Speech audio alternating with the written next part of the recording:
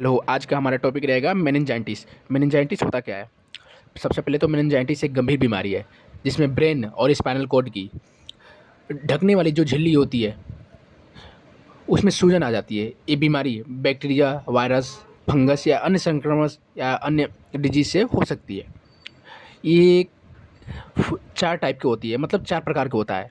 पहले bacterial meningitis, जिसमें सबसे खतरनाक होता है। इसमें बहुत जितना जल्दी हो सके जल्दी जल्दी इलाज शुरू कराने की ज़रूरत होती है। दूसरा होता है वायरल मेनिंजाइटिस। ये सामान्यतः कम गंभीर होता है, इसमें ज़्यादा कुछ दिक्कत नहीं होती है। तीसरा हमारा आ गया फंगल, मतलब फंगल मेनिंजाइटिस।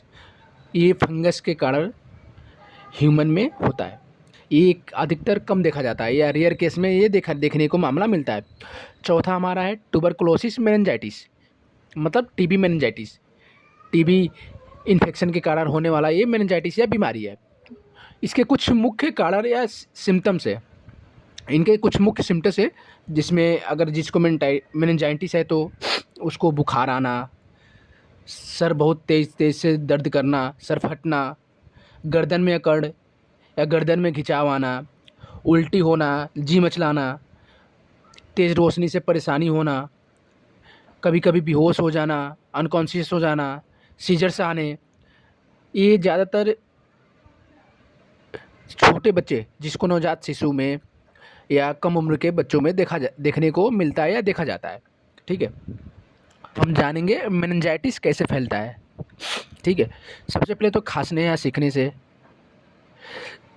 या जिसको मेनिंजाइटिस से संक्रमित व्यक्ति जो इस डिजीज से इन्फेक्टेड है उनसे संपर्क में आने से। कुछ बैक्टीरिया या वायरस द्वारा फैलता भी है। अगर फंगस है तो फंगस द्वारा फैलेगा। अब हम जानेंगे डायग्नोसिस, मतलब इसको हम कैसे पता लगा सकते हैं कि मेनिंजाइटिस हुआ है मरीज़ को। ठीक है, पहले तो ब्लड टेस्ट करते हैं, उसके बाद सीटी स्कैन या एमआरआई। ठीक है, उसके बाद लंबर पंक्चर, मतलब लंबर पंक्चर करके सीएसएफ निकाला जाता है, जिसको हम लोग जांच के लिए लैब में भेजते हैं। उससे भी हम लोग पता लगा सकते हैं। ठीक है, उसके हम लोग बात करें ट्रीटमेंट की। ठीक है, इसमें एंटीबायोटिक चलते हैं, आईवी फ्लूइड चलते हैं, या हॉस्पिटल एडमिशन भी करने के लिए डॉक्टर एडवाइस करता है कि हॉस्पिटलाइज हो जाओ आप। ठीक है, वायरल मेनिंजाइटिस में सबसे पहले तो इसमें हम लोग प्रिकॉशन देखा जाए तो प्रिकॉशन में सबसे पहले मरीज़ को आराम करना चाहिए, रेस्ट करना चाहिए, और ज़्यादातर पानी और न्यूट्रिशन लेना चाहिए। और जैसे वैक्सीनेशन बहुत ज़रूरी होती है, इसमें वैक्सीनेशन मतलब वैक्सीनेशन होना चाहिए पेशेंट को। ठीक है, इसमें साफ़ सफाई का ज़्यादातर ध्यान रखना चाहिए। संक्रमित व्यक्ति, जो इन्फेक्टेड व्यक्ति है, उससे दूर रहना चाहिए। ठीक है, और इसमें इम्यूनिटी से रिलेटेड हमको फूड्स खाना चाहिए। इम्यूनिटी मजबूत करना की ज़रूरत होती है इसमें। ठीक है, एक बार डिटेल में बता देना चाहता हूँ कि जो मेनिंजाइटिस किस में होता है, मतलब क्यों होता है। ठीक है, जो हमारे ब्रेन में लेयर होती है, एक हमारी ब्रेन में लेयर होती है जो जो 3 लेयरों में होती है। पहला ड्यूरामीटर, दूसरा आर्कनोइड मीटर, और तीसरा पैरामीटर। ठीक है, जो ड्यूरामीटर होती है हमारी सबसे बाहरी और मजबूत लेयर होती है। ठीक है, और दूसरी लेयर जो हमारी बीच में होती है उसको हम बोलते हैं आर्कनोइड लेयर या आर्कनोइड मैटर। ठीक है, ये हमारी बीच की लेयर होती है।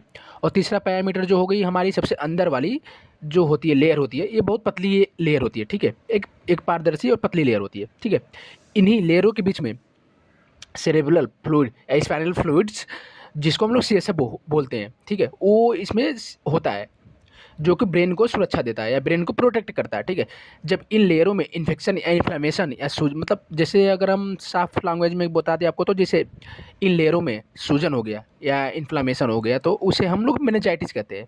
ठीक है, तो आप लोग समझ गए होंगे कि मेनिंजाइटिस किसे कहते हैं। ठीक है, अब हम इसके जानेंगे पैथोफिजियोलॉजी। मतलब पैथोफिजियोलॉजी का मतलब होता है बीमारी शरीर में कैसे असर करती है या फिर कैसे अपना असर दिखाता है। ठीक है, तो सबसे पहले जो जर्म्स होते हैं, जो बैक्टीरियास होते हैं, बॉडी में प्रवेश करते हैं।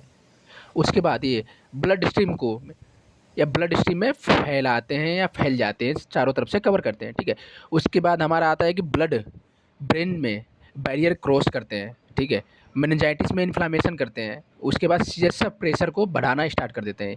जो हमारे जम्स होते हैं सीएसएफ प्रेशर को बढ़ाना स्टार्ट कर देते हैं, जिसकी वजह से ब्रेन में या ब्रेन के लेयरों में स्वेलिंग होने लगती है। ठीक है, जिसमें पेशेंट को दिक्कतें आती है कि सेवरे हेडेज होना, मतलब थोड़ा थोड़ा सर में दर्द होना, वोमिटिंग आना, या वोमिटिंग होना, मछली की तरह महसूस होना, सीजर्स आने लगता है, पेशेंट कोमा तक हो सकता है, कोमा में जा सकता है, ठीक है। हाई फीवर भी हो सकता है, सीवियर हेडेक भी हो सकता है, नेक टेंडेंसी भी हो सकती है, ठीक है। पेशेंट को कन्फ्यूजन भी होने लगती है कि पेशेंट को समझ में नहीं आता है कि क्या करे क्या नहीं करे, मतलब कन्फ्यूजन सी लक्षण दिखने लगती है, ठीक है। ज़्यादातर देखा जाए तो बच्चों में सिम्पटम्स इसका लगातार रोना, दूध न पीना, चिड़चिड़ापन आना बच्चों में, बच्चों का शरीर ढीला पड़ जाना, या शरीर का जो बच्चों का सिर होता है वो मतलब बहुत बड़ा हो जाना, या जिसको हम लोग बोल सके आम लैंग्वेज में कि शरीर का सिर का फूल जाना, ठीक है।